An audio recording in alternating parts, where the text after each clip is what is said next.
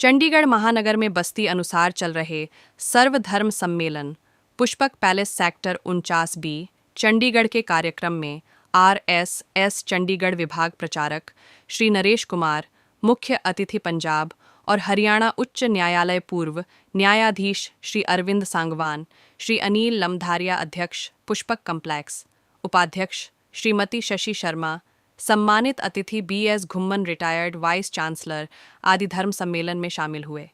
धर्म सम्मेलन कार्यक्रम में भिन्न भिन्न सेक्टर की सामाजिक संस्थाओं ने भाग लिया। श्री नरेश कुमार RSS चंडीगढ़ विभाग प्रचारक ने RSS के 100 वर्ष पूरे होने के बारे में भी जानकारी देते हुए कहा। कार्यक्रम में देशभक्ति के गीत और भजन गायन भी आकर्षण का केंद्र बने रहे। चंडीगढ़ शहर वासियों ने धर्म सम्मेलन कार्यक्रम की प्रशंसा की। ये शिक्षा से पछड़ गया है, ये संस्कारों से पछड़ गया है, ये आर्थिक से पछड़ गया है, ये चिकित्सा पद्धति से पछड़ गया है, ये सैन्य शक्ति से पछड़ गया। 1947 के बाद जम्मू कश्मीर की धरती पे हमला होता है। उस समय हम इतने कमजोर थे कि हमने विश्व के बड़े बड़े देशों के साथ मदद की गुहार लगाई, परंतु कोई भी देश हमारी सहायता करने के लिए तैयार नहीं हुआ। क्यों? उस समय हम विश्व में सबसे कमजोर देश के रूप में थे। परंतु 1947 से लेकर 2025 तक आते आते ये स्वाधीन भारत की 75 वर्ष यात्रा ने क्या करके दिखा दिया, तो हमारे देश के कुछ महापुरुषों ने अपने जीवन को समाज राष्ट्र के अनुरूप खड़ा करके दिखाया। तो आज हम बड़े गर्व से कहते हैं, ये जो 75 वर्ष की यात्रा है, इस 75 वर्ष की यात्रा का आउटपुट क्या है? आज विश्व का केंद्र बिंदु भारत खड़ा हुआ है। ये जो विश्व के छोटे छोटे देश हैं, इन देशों में जब कोई संकट आता है तो बिल्कुल निसंकोच होकर ये भारत की ओर बढ़ते हैं। इनको पता है कि भारत एक ऐसा देश है, अगर वो कोरोना में वैक्सीन बनाएगा तो उस पर लिखेगा सर्वे भवन्तु सुखिना। अब जो 1947 में हमारे बारे में नैरेटिव चलाते थे, अब वही देश कहते हैं भारत एक मजबूत राष्ट्र के रूप में उभर के आ गया है। भारत के पास चिकित्सा पद्धति भी है, भारत के पास सैन्य शक्ति भी है, भारत के पास आर्थिक तंत्र भी है, भारत के पास IIT एम्स जैसे बड़े संस्थान है, जहाँ केवल शिक्षा नहीं है, जहाँ डिस्कवरी का विषय भी बन गया। अब भारत की पहचान विश्व में बड़े राष्ट्र के रूप में उभर के आई। 1925 में हम संघ का विचार करेंगे। 1925 में जो संघ की यात्रा शुरू हुई, वो भी एक विचार की से शुरू हुई। डॉक्टर हेडगेवार ने संघ की स्थापना नागपुर में 1925 में की। ये हमारा देश इतना महान था, प्राचीन था, इतनी परंपराओं से युक्त था, तो डॉक्टर हेडगेवार को संघ की स्थापना करने की आवश्यकता क्यों पड़ी? हम भारतीय इतिहास के बारे में सुनेंगे, पढ़ेंगे तो हमें ध्यान में आएगा, ये भारतीय इतिहास सचमुच गर्व करने वाला इतिहास है। परंतु भारतीय इतिहास में कुछ घटनाएं ऐसी घटी हैं जिनके कारण हमें 1000 साल तक हमने संघर्ष किया। हमने गुलामी कभी स्वीकार नहीं की। ये बिल्कुल रॉन्ग नैरेटिव है कि हम गुलाम रहे। हम संघर्ष करते रहे, हम गुलाम नहीं रहे। परंतु ये गुलामी, ये संघर्ष 1000 साल तक चलता रहा। तो भारतीय इतिहास को ठीक से पढ़ेंगे तो आपको ध्यान में आएगा, हजारों लाखों लोग भारत के लिए मरने वाले थे, परंतु ये चरित्र, राष्ट्रभक्ति, देशभक्ति की कमी के कारण कुछ लोग ऐसे भी थे जो देश के साथ गद्दारी करते थे, जो अपने स्वार्थ के लिए, अपने लालच के लिए देश के साथ खिलवाड़ कर जाते थे। इस भारतीय इतिहास में हजारों घटनाएं आपको मिलेंगी, चाहे वो जलियांवाले बाग की घटना है, चाहे वो मुगल कालखंड की घटना है, चाहे वो अंग्रेज कालखंड की घटना है। हमारे कुछ लोग अपने स्वार्थ के लिए वो गद्दारी करके दिखाई। इतिहास में बहुत सारी लड़ाइयां ऐसी हैं जब हम बिल्कुल विजय के निकट खड़े हैं, पर कुछ लोग गद्दारी करते थे और गद्दारी के कारण हम 150-200 साल फिर पीछे आ जाते थे। डॉक्टर हेडगेवार के मन में बार बार एक प्रश्न आता था कि अगर राष्ट्र समाज को ठीक करना है, हमारी उन इतिहास के भूलों को दोबारा ठीक करना है, तो कुछ लोगों का काम नहीं है, कि हर व्यक्ति को मिलकर इस देश को ठीक करना पड़ेगा। ये बूंद बूंद से घड़ा भरता है, तो व्यक्ति व्यक्ति से मिलकर ही समाज ठीक हो सकता है। कुछ लोगों को ठेकेदारी से समाज देश ठीक नहीं हो सकता। वो हर एक व्यक्ति के जीवन में समाज, राष्ट्र, देशभक्ति सर्वोपरि करने पड़ेगी, फिर हम भारत के उत्थान की बात कर सकते हैं। कुछ लोग मिलकर देश समाज को ठीक नहीं कर सकते। देश समाज राष्ट्र के लिए उपयोगी व्यक्ति बनाना, इस सोच को लेकर, इस कॉन्सेप्ट को लेकर इस डॉक्टर हेडगेवार ने संघ की स्थापना की। संघ का काम क्या है? संघ का काम है एक अच्छा नागरिक तैयार करना जो देश समाज के बारे में चिंता करेगा। एक ऐसा मनुष्य तैयार करना जिसके जीवन में केवल कारोबार, नौकरी, परिवार नहीं है, इन तीनों के साथ साथ समाज, राष्ट्र पहले नंबर पे। 1925 में इसी कॉन्सेप्ट को लेकर डॉक्टर केशव हेडगेवार ने संघ की स्थापना की। थोड़ा विषय आगे बढ़ाने से पहले ये डॉक्टर केशव कौन है? केशव के बारे में हमें जानकारी होनी चाहिए। आज इस सम्मेलन के बाद केशव हमारे लिए अनसंग नहीं रहना चाहिए। वो जीवन आप पढ़ेंगे तो आपको ध्यान में आएगा परिवार में आर्थिक मंदहाली किस प्रकार की है, परंतु तो भी मन संकल्प पक्का, समर्पण पक्का, लक्ष्य पक्का। इसके कारण उन्होंने बहुत बड़े बड़े काम करके दिखाए। ये केशव भी उन्हीं सामान्य बालकों में से एक बालक था। ये नागपुर की धरती पे केशव पैदा हुआ और केशव के बारे में बताया जाता है केशव का परिवार सदियों से गरीबी को जूझ रहा था।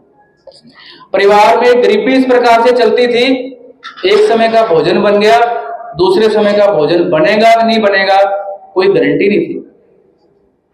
परंतु कुछ लोगों के बारे में टैगलाइन चलती है, भगत पूर्ण सिंह के बारे में टैगलाइन चलती है, ये जन्म तुम्हारे लेखे।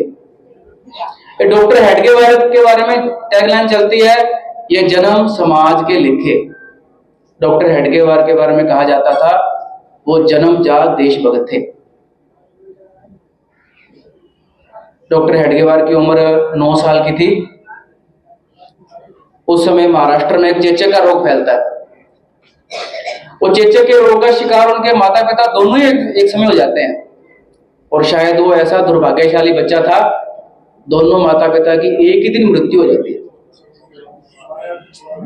परिवार में गरीबी कैसी है आप इस घटना से अंदाजा लगा के देखिए। दोनों माता पिता को एक ही अर्थी पे लिटाया जाता है क्योंकि लकड़ियों के पैसे भी उनके पास नहीं थे। किस प्रकार की गरीबी है? किसी 9 साल के बालक के जीवन में इस प्रकार की घटना घट जाए तो 20 साल तक वो सर्वाइव नहीं कर पाता। उसके टास्क, उसके गोल बदल जाते हैं। पर शायद अग्नि देते समय उस बालक के मन में एक बात चल रही थी, इस जन्म में देश और समाज के लिए कुछ करके जाना है, ये पक्का है। ये जन्मजात देशभक्त कैसा था?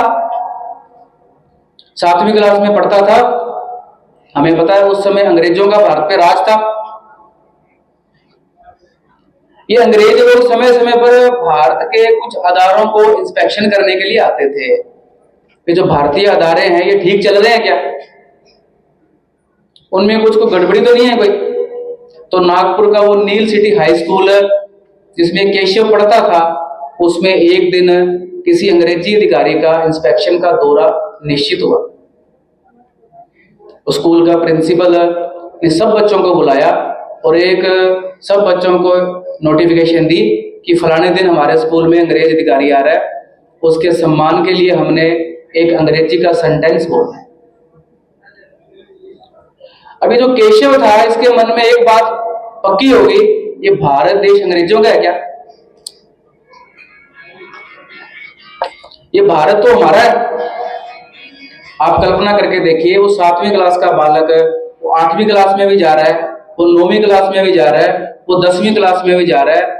हर क्लास के विद्यार्थी का मन तैयार कर रहा है कि हमने अंग्रेजी सेंटेंस नहीं बोलना, हमने भारतीय वाक्य बोलना है। जब भी अंग्रेज अधिकारी हमारी क्लास में आएगा, हमने सबने उसके अभिनंदन के लिए वंदे मातरम बोलना। ठीक 4-5 दिन के बाद वो अंग्रेज अधिकारी हर क्लास में जाता है।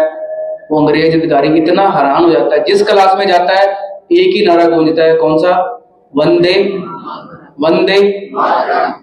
वो अंग्रेज अधिकारी इतना गुस्से हो जाता है, प्रिंसिपल को 7 दिन की समय देता है, भी अपराधी को मेरे सामने लेकर आ, नहीं तो तेरे को सस्पेंड करूंगा। प्रिंसिपल अगली चाल चलता है, 340 बच्चों को रेस्टिकेट कर देता है स्कूल से। उस बच्चे को रीएडमिशन मिलेगा जो माफी मांग के अंदर आएगा।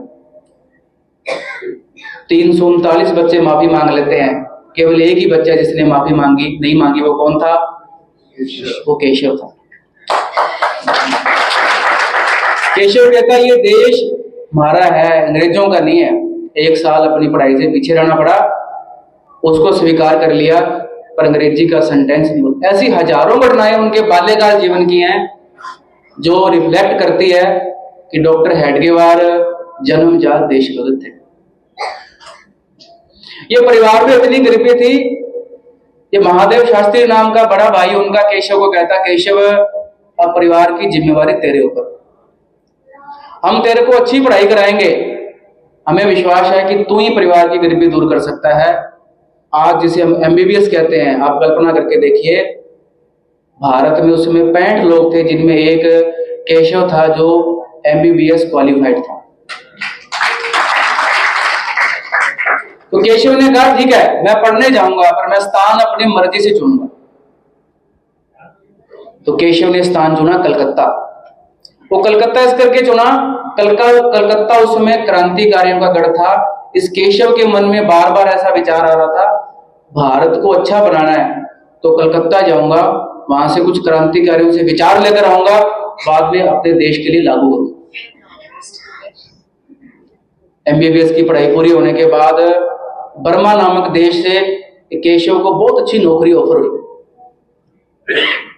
परंतु इस केशव के मन में कुछ और चल रहा था। अपने चाचा अब्बा हेडगेवार को पत्र लिखा कि चाचा जी, ये जन्म ना कोई शादी ना कोई नौकरी, ये जन्म समाज के लेखे लगे।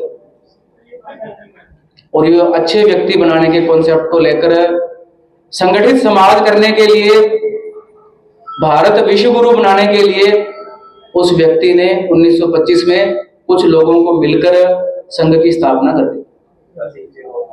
ये विचारकी की यात्रा किस प्रकार से थी? 1925 में लोग संघ के बारे में उपहास करते थे कि एक कैसा व्यक्ति है, इतनी अच्छी पढ़ाई करने के बाद 8वीं क्लास के बालक के साथ मिलकर कहता है कि मैं भारत को संगठित करके दिखाऊंगा, इस भारत के सनातन समाज को संगठित करके दिखाऊंगा।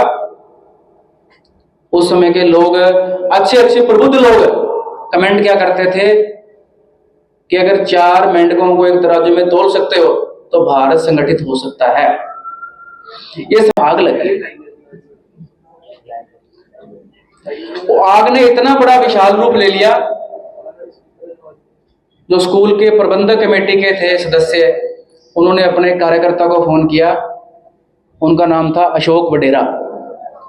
वो उस समय वहां नगर कार्यवाह थे, जैसे हमारे भाग सिंह जी हैं यहाँ पर, और पोस्टमैन थे।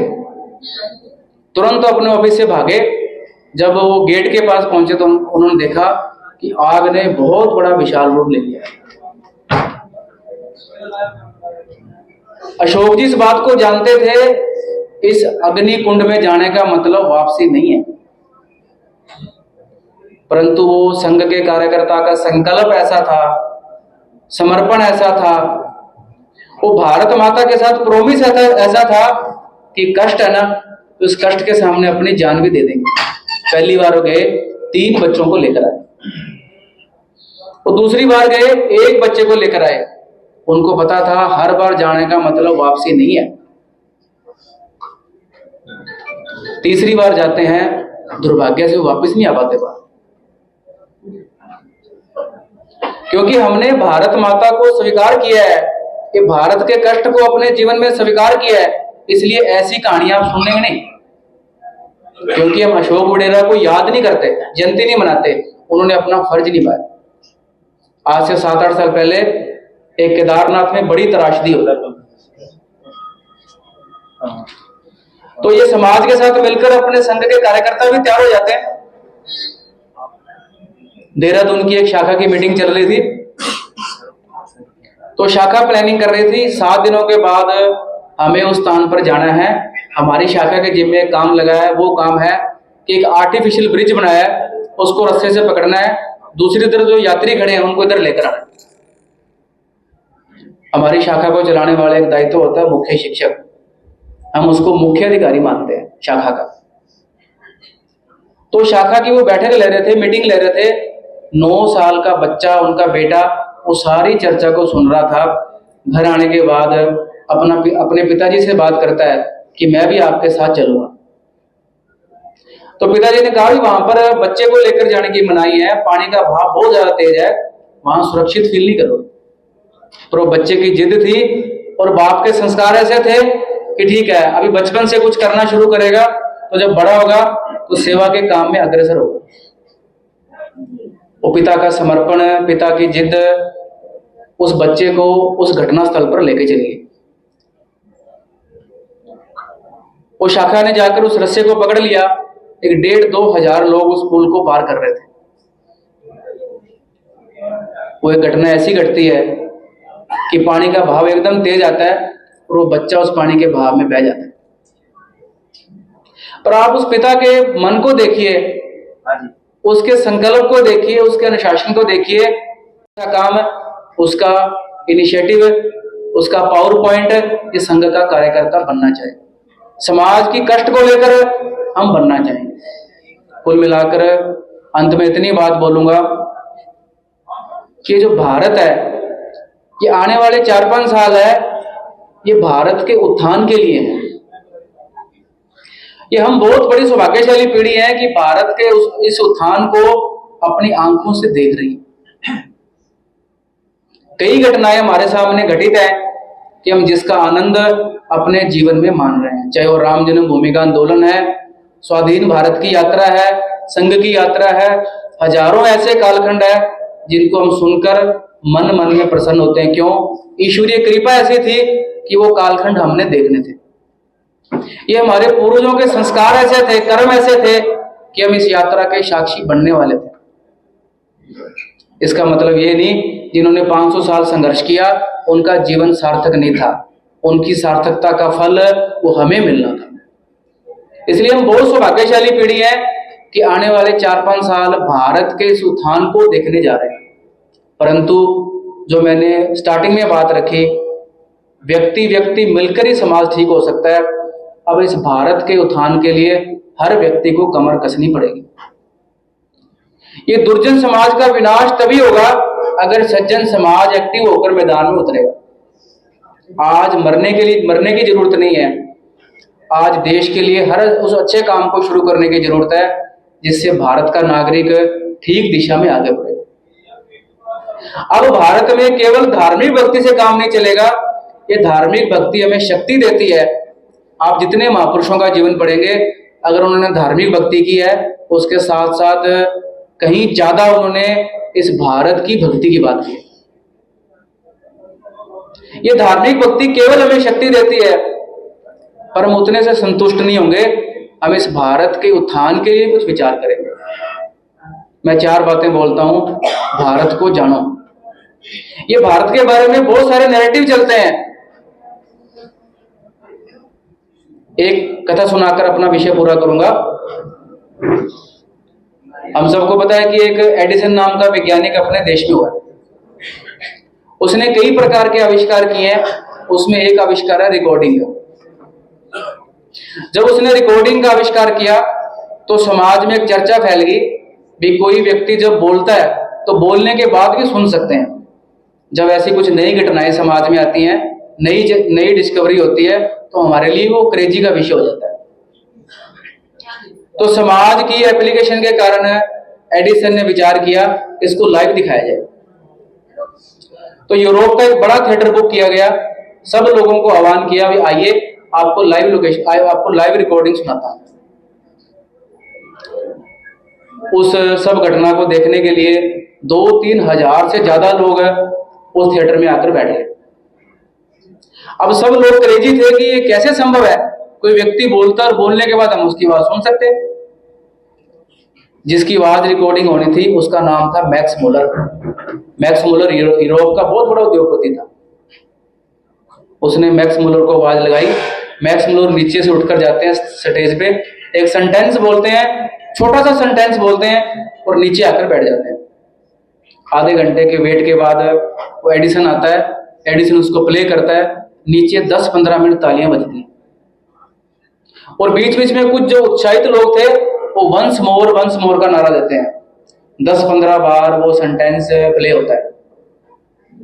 फिर मैक्स मुलर नीचे उठता है, ऊपर स्टेज पे आके कहता है कि मैक्स मुलर को बधाइयां। परंतु मेरा प्रश्न ऑडियंस को है कि जो मैंने सेंटेंस बोला है इसका मीनिंग क्या है, अर्थ क्या है? तो फिर एक बार आवाज आई वंस मोर। जब वो दोबारा प्ले किया गया तो वो ना यूरोप की भाषा थी ना वो इंग्लिश थी, तो लोगों को समझ नहीं आ रहा था। एडिसन और मैक्स मुलर दोनों भारतीय नहीं थे, परंतु आप वो सेंटेंस सुनेंगे तो आपका सीना भी गर्व से चौड़ा हो जाएगा। ये भारत को जानने की जरूरत क्यों है? तो मैक्स मुलर ने कहा, मैं दुनिया की फर्स्ट रिटन लाइन बोल रहा हूं। ऋग्वेद की पहली लाइन बोली, अग्नि मीले पुरोहितम। तो उन्होंने कहा मैं भारत की पहली लाइन बोली है, इसका अर्थ क्या है? ये दुनिया जीने की कला सीख रही थी, भारत ने लोगों को लिखना भी सिखा दिया, बोलना भी सिखा दिया।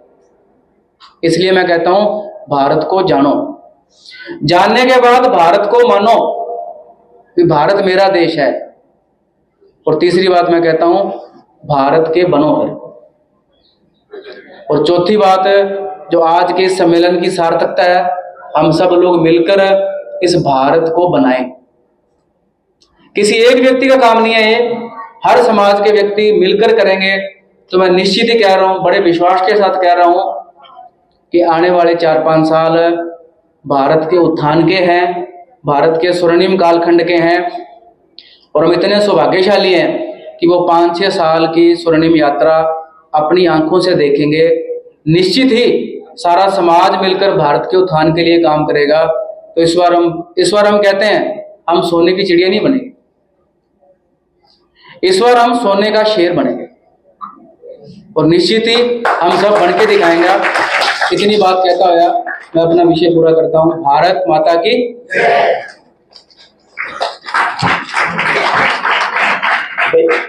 जब 5वां इनके कंधे पर होता है, परंतु उस डॉक्टर हेडगेवार की जिद ने, डॉक्टर हेडगेवार के संकल्प ने उस नैरेटिव को रोंग करके दिखा दिया। आज हम बड़े गर्व से कहते हैं इस संघ की जो 100 वर्ष की यात्रा है, इसका आउटपुट क्या है? स्वाधीन भारत की यात्रा, विश्व का केंद्र बिंदु भारत, और संघ की 100 वर्ष की यात्रा का आउटपुट है भारत का केंद्र बिंदु संघ हो गया। 1925 में हम एक शहर से शुरू हुए, 2025 में आते आते हम 71 देशों तक पहुंच गए हैं। एक शाखा से हम शुरू हुए, आज 80,000 से ज्यादा शाखाएं केवल भारत में बहुत सफलतापूर्वक रन कर रही हैं। और उस व्यक्ति निर्माण के कॉन्सेप्ट को लेकर हम गली गली मोहल्ले मोहल्ले तक जा रहे हैं। संघ का उस विचार को हम हर जन जन तक लेके जा रहे हैं। 1925 में जो बीज लगा था, 2025 में आज वो बहुत बड़ा वट वृक्ष बन के तैयार हो गया। जो BBC लंदन जैसे न्यूज चैनल है, ये भारत के बारे में क्या, संघ के बारे में क्या कहता है?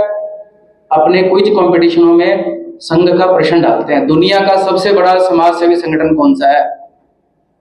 BBC लंदन में संघ का विषय आने का मतलब है कि विश्व ने भी संघ की सार्थकता को स्वीकार कर लिया। ये मनुष्य निर्माण है क्या? ये संघ की डिक्शनरी में, संघ की भाषा में मनुष्य निर्माण हमने किसको बोला है? हमने उसको मनुष्य निर्माण बोला है। मनुष्य निर्माण तो परमात्मा ने करके भेज दिया है, उसके पैर लगे हैं, सर लगे हैं, हाथ लगे हैं, वो सोचता है, वो बोलता है। परंतु संघ की डिक्शनरी में हम कहते हैं मनुष्य निर्माण की डेफिनेशन है एक वो नागरिक जो भारत के उत्थान के लिए हर समय तैयार है। जो संघ के कार्यकर्ता है ये अपने बारे में चिंतन नहीं करते। संघ के कार्यकर्ताओं का चिंतन हर समय समाज, राष्ट्र, देश के लिए। एक बार किसी पत्रकार ने पूजनीय सरसंघ चालक जी से प्रश्न पूछा, भी आपको कभी मौका मिले आप संघ को चुनोगे या राष्ट्र को चुनोगे? परम पूजनीय भागवत जी ने मुस्कुराते हुए जवाब दिया, ये प्रश्न ही रॉन्ग है। एक बात हमें ध्यान में रहनी चाहिए, इस भारत माता के आड़े, भारत माता के काम के लिए कोई आड़े आएगा, अगर संघ भी आड़े आएगा तो हम संघ को छोड़ देंगे, हम निश्चित ही इस राष्ट्र देश को चुनेंगे। संघ संघ के लिए काम नहीं करता, संघ राष्ट्र समाज के लिए काम करता है। ये संघ के प्रेरणा से आज कई संगठन ऐसे चलते हैं जिनका मूल तंत्र, मूल मंत्र समाज के लिए है। 3-4 संगठनों के नाम बताऊंगा। हमें पता है कि भारत में अपने ऐसी कई प्रकार की आबादी है जो आज भी ट्राइबल एरिया से ग्रस्त है। आज भी वो वनवासी क्षेत्र से इतनी ग्रस्त है, ये वनवासी कल्याण आश्रम नामक संगठन ने वहां क्या करके दिखा दिया। एक समय ऐसा था वहां ना शिक्षा थी, ना संस्कार था, ना स्वास्थ्य था। एक ऐसी गरीबी नजर आती थी कि परिवार में 3 महिलाएं हैं तो तीनों महिलाएं एक साथ बाहर नहीं आ सकती थी। तीनों महिलाओं के पास ठीक से पहनने के लिए कपड़े भी नहीं थे। परंतु इस कल्याण आश्रम जैसे संगठन ने वहां शिक्षा पहुंचा दी, वहां संस्कार पहुंचा दिया और वहां एक अच्छा स्वास्थ्य प्रदान कर दिया। और सबसे बड़ी बात है, आज देश में अर्बन नक्सलवाद खत्म हुआ है तो इसका सबसे बड़ा श्रेय है ये वनवासी कल्याण आश्रम। हमारे राजेंद्र जैन जी बैठे हैं, जिस संस्था के प्रधान हैं, उस संस्था का मूल काम है ऐसे जो पछड़े लोग हैं समाज में, उनके उत्थान के लिए, उनकी शिक्षा के लिए, उनके संस्कार के लिए, उनके स्वास्थ्य के लिए ये सर्वोपरि है। सेवा भारती नामक संगठन ने ये सिद्ध करके दिखा दिया। ये जो शिक्षा पद्धति है, स्कूल है, ये भारतीय गुरुकुल परंपरा में कहा जाता है ये व्यापार का, बिजनेस का साधन नहीं है। जो भारतीय गुरुकुल परंपरा थी, हम कहते हैं शिक्षा केवल व्यापार नहीं है, शिक्षा व्यापार के साथ साथ शिक्षा संस्कार का भी साधन है। ये विद्या भारती नामक संगठन ने ये सिद्ध करके दिखा दिया, शिक्षा व्यापार नहीं है, शिक्षा संस्कार है। ये सक्षम जैसे संगठनों ने सिद्ध करके दिखा दिया कि भारत में अब कोई दिव्यांग नहीं रहेगा। लाखों लोगों को निःशुल्क आंखें डोनेट करके दिखा दी। कई संगठन ऐसे चलते हैं जो केवल और केवल समाज को समर्पित हैं। हमने इस भारत माता को माता के रूप में स्वीकार किया। अगर कोई बच्चा अपने माता पिता की सेवा करता है तो सुबह वो अपने पड़ोसियों को बताता नहीं है कि रात मैंने अपने माता पिता की सेवा की थी। वो इसलिए नहीं बताता कि उसका ये कर्तव्य है, फर्ज है। अगर हमने भारत को माता के रूप में स्वीकार किया है तो ये संघ के कार्यकर्ता इसका ढिंढोरा नहीं पीटते कि हम ये करते हैं, हम यो करते हैं, ये हमारा फर्ज है। दूसरा एक विषय और भी ध्यान में आता है कि समाज का संकट है फिर मेरा अपना संकट है। ये समाज की पीड़ा मेरी अपनी पीड़ा है। संघ के कालखंड में हजारों घटनाएं ऐसी हैं कि कार्यकर्ताओं ने अगर समाज के सामने कोई संकट आया है तो संकट को भी डट के खड़े होकर सामना किया है। हजारों स्वयंसेवक ऐसे हैं उस संकट के सामने अपने प्राणों की आहुति भी दे दी। आज वो सामान्य समाज के सामने अनसंग है। हम उनकी कोई जीवन जयंतियां नहीं मनाते क्योंकि उन्होंने अपना फर्ज पूरा किया है। 1992 में एक बहुत बड़ी घटना घटी। ये सिरसा जिले में एक स्थान है मंडी डब वाली,